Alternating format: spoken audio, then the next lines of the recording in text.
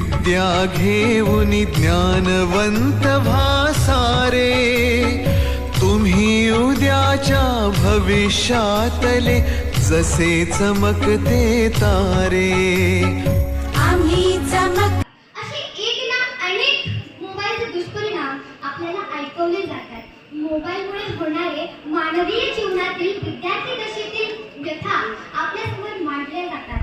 पण खरं तर बघायला गेलं तर लॉकडाऊन मध्ये हाच मोबाईल विद्यार्थ्यांच्या बंद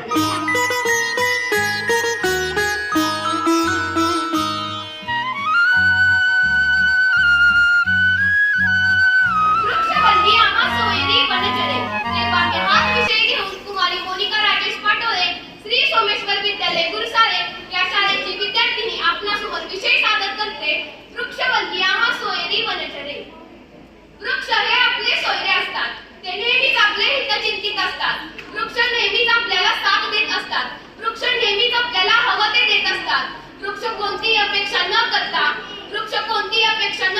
आपण त्यांच्यासोबत कसं वागतोय, त्यांना तोडतोय का याचा ते विचार देखील करत नाहीत। हल्ली आपणच वृक्ष तोडून वृक्षांच्या जागी मोठमोठे बंगले उभे करतोय आणि आपण आपल्या पृथ्वीचे आणि आपल्या पृथ्वीवर राहणाऱ्या प्राण्यांचे, लोकांचेही फार मोठे नुकसान करत आहोत।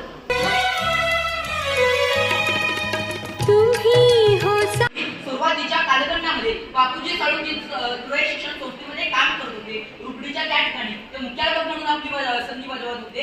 हे सगळं चालू असताना मी ज्यावेळेस विचार करायला लागतो की ज्यावेळेस त्यांनी स्वामी शिक्षण संस्थेची स्थापना केली त्यामागचं कारण असं होतं की कर्मवीर भाऊराव पाटील आणि बापूजींचे विचार वैचारिक मतभेद झाल्यामुळे त्यांनी स्वामी शिक्षण संस्थेची निर्मिती केली होती। परंतु मी ज्यावेळेस विचार करायला लागतो कर्मवीर भाऊराव पाटील असं म्हणालेले होते, शिक्षण ही बंडखोरीची कुऱ्हाड आहे, ज्याच्या नसामध्ये शिक्षण हे भिनलेलं आहे ना, तो माणूस बंडखोर